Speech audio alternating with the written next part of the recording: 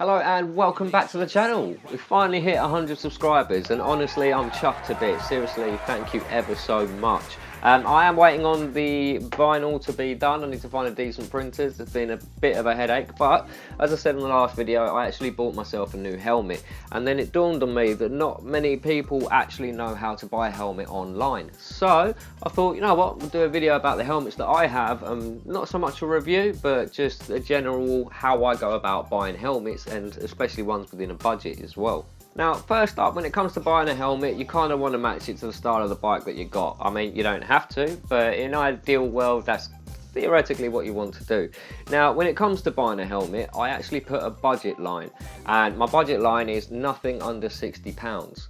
A lot of people will still be a bit like, well, that's a little bit cheap and whatnot. I mean, you can get a helmet that goes up to £1,000. They are extremely expensive, extremely light, and they're very, very good. But at the same time, most minimum wage workers, i.e. like myself and other people, and probably some of you as well on the channel, you can't afford that kind of money. And biking shouldn't need to be that expensive. So what I'm going to do is I'm going to basically show you how I go about buying a budget helmet and the reasons that I don't go under £60. So the reason that I don't go under £60 is because of the quality of the helmet. Now, you can go to a place such as like Halfords and, you know, other places, and you can get online especially, you can find helmets that, you know, they're about £30, £40. They're good helmets if you work in a place like London and you're a Deliveroo kind of guy. Reason being is when you actually knock them on the head, they dong and they vibrate, and they're just not actually that great. But the reason they're suitable for those kinds of riders, or like, you know, Deliveroos and that kind of stuff, the reason for that is because you're not really going to get T-boned at more than 15-20 mile an hour in London or in a city, you know.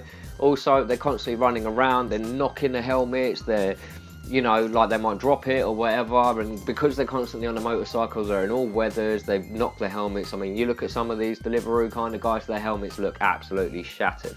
And the reason for it is because they're cheap helmets and they just need something that will get them on the bike and then they can throw away, you know, something that their nan's going to use as a plant pot later down the line. So that for me is why I don't go for anything under £60. There has been one helmet which I do have, and none of these helmets manufacturers have sponsored me or anything like that. These are literally just motorcycle helmets that I've bought, and not so much a review but just the general what I think of them. So my cheapest helmet is actually this one. It's a Viper. I bought this a little while back. It's a motocross helmet. It cost me $49.99, and the reason that I will bring this one into the video is actually because I was quite surprised by the quality of it. It doesn't dong or anything like that. It's actually quite sturdy, it's relatively lightweight, and in general for an entry level it's not actually that bad. I personally quite like it. It's got an aggressive styling on it and it's red. So that's also half the reason that the bike turned out to be red, because I already had a helmet that was red. That's the next best thing that I'm going to actually mention as a tip when you're buying a helmet, is pick colours that are neutral. I had a red Keyway, and I've still got it, but then I bought a blue bike, and then I had to just basically buy a whole bunch of gear because I was looking a bit Spider-Man, so as you can appreciate it. So the other ones that I would say is something that you get like black and white, which is why my leathers are black with white, and effectively it just saves you money down in the long run. But yeah, so this one's a Nitro helmet.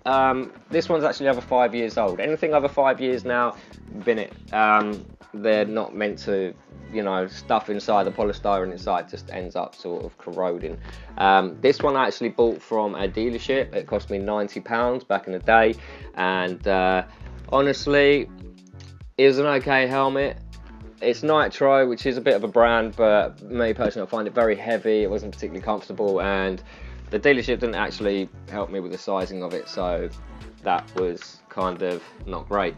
But yeah, overall it's a helmet, bit solid, bit robust, and again, it's just what you need.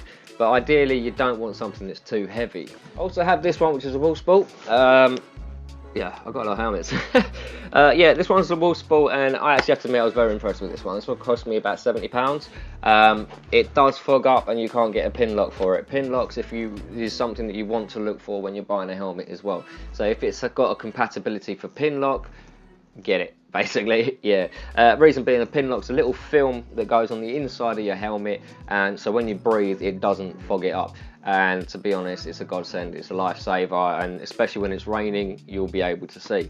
Unfortunately, this helmet doesn't have it, but it's actually a pretty decent helmet. Again, solid, robust, not too heavy, and yeah, I actually thought it was a really nice helmet.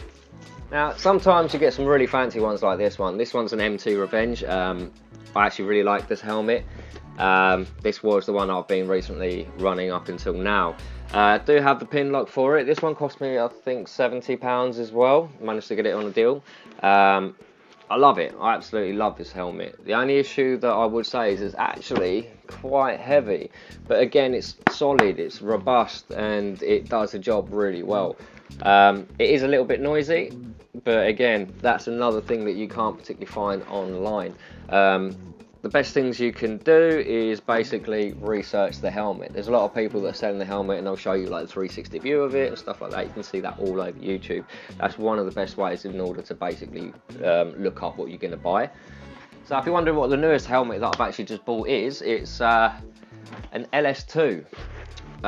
It's called Happy Dreams or something like that. Anyway, it's got eyes and teeth that glow in the dark, and I actually got it with a really shiny, really funky blue visor, which is illegal the moment it turns into nighttime. And I went through the Dartford Tunnel with it, and honestly, you can't particularly see much, so there's a reason that it's illegal. It's legal in the daytime. It's just like having sunglasses on underneath the helmet. The helmet's actually really light. This one again set me back £70. I've got a pin lock that's on order, so that's coming as well. And LS2 is a bit of a known brand, so yeah, obviously when you're buying these helmets, you've got to make sure they've all got this sticker right on the back. That's essential that they've got them. Without them, they're basically not legal. And if you do get pulled and you don't have these kind of stickers, then please don't take them off, because if you get pulled and you don't have those stickers, you can get done for basically not wearing a roadworthy helmet. So they're the helmets that I've actually got. Now, the way I go about it when I'm buying a helmet is I'll basically set my budget on eBay, for instance. Don't ever, and I mean ever, use Wish. Please, for the love of God, just long that off. Like, that's not a good idea, like, in any way, shape or form. So when you're buying, I mean, I use eBay just because it's easier, and I'm comfortable with using eBay. The first thing that I do is I sort of put down the budget. I'll put down the size that I want. For sizing, you basically get a tape measure, or even a tailor's tape, like, which is basically like a string with all the measurements on it. Put it from one end of your head, wrap it round, and that will tell you the size of it. The other thing is you definitely need that, because when you then look online to buying a helmet, it might say extra small, small, medium, large, but you know each manufacturer is going to have a different size of it. So if you find out the name, the brand of the helmet, then you can go into, so for instance, if I look at MT helmets, I just type in MT helmet sizings into Google, and then it will come up and tell me, like, you know, so 52 to 54 centimeters is an extra small. I actually found that these are really extra small in comparisons to others, so it's a bit of a tight fit with that one. But then at the same time, the extra small on the LS2, this one's actually a perfect fit. So, you know, each one's slightly different, so double check the sizing of each one. The other thing that I do is I then click watch on several of the items when I'm on eBay. The reason for that is because eBay will then send you suggested stuff. So in the suggestions box, you might actually find the helmet might be £10 cheaper somewhere else. Because usually when you buy something on eBay, later down the line you see it and it's like 10-20 quid cheaper, and you're just like, really? Why didn't you show me that one? So watch it first, and you know, get a whole backlog of the ones that you like. Once you've got those, then basically just have a quick look onto YouTube, just type in the helmet, and then you'll see it go around. You can see the reviews, all that kind of stuff. That's basically the way that I do it. Obviously with the dealership, you can walk into a dealership, you can try it on, you can feel it, you can, you know, get the right size in. So if it's your very first helmet, I probably would recommend going to a dealership. It's a little bit more expensive, but you get the experience and you get a helmet that's going to fit. From there on, you're going to have the experience and the knowledge basically to then go and start going online to buying stuff. But ideally, all these helmets here are basically under 100 quid, and none of them are under 50. And as I say, the quality, there is a big jump in difference between like a £30 helmet to a £60 helmet. And honestly, I find that anything under sort of £60, bar the Viper helmet that I've got, honestly, I've just found that they're not on par. They feel cheap, they feel tacky, and I wouldn't want to crash in anything over like 30 mile an hour in them, which is why Deliveroo kind of guys tend to run those helmets, because they're cheap, disposable, and they're not particularly going that fast. Yeah, hopefully this video has actually helped you into seeing like budget helmets and what ones I would recommend. I mean, the LS2 or the MT Revenge of All Sport. I'm not sponsored by any of these are literally just the helmets that I own. But for me, I do find that obviously you need to protect your head, and you can do it with some kind of style, but at the same time you just definitely don't want to go too cheap. Yes, there are helmets out there, they're up to £300-400 and stuff like that. Yes, they're a lot better, but at the same time, just because something costs 120 quid doesn't actually mean that it's that much better than something that was 60. Some people might argue the toss about it, but the truth is there's some decent helmets out there for a good budget price. Obviously, biking does get a bit expensive, and you definitely need a helmet. So basically, if you're on a minimum wage and you've not got such a big budget, then basically place your budget at £60 to £150 effectively. That's roughly the ballpark of what I would say and recommend. Any lower than that, then honestly, I just wouldn't advise it myself. Hopefully this video has actually helped you to buying a helmet online. Obviously you can't see it, you can't touch it, you can't even feel it to know the weight and stuff.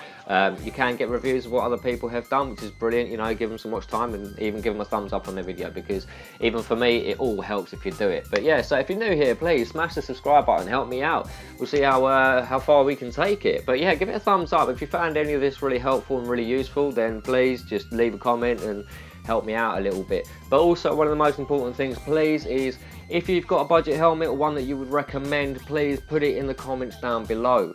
I've not got every single helmet, and at the same time, it'll be good to get you involved as well. So if you've got something nice about your helmet that you want to put down, or you recommend and stuff like that for other people to actually take a view and a look, then please do so, because it will help everybody out in the long run.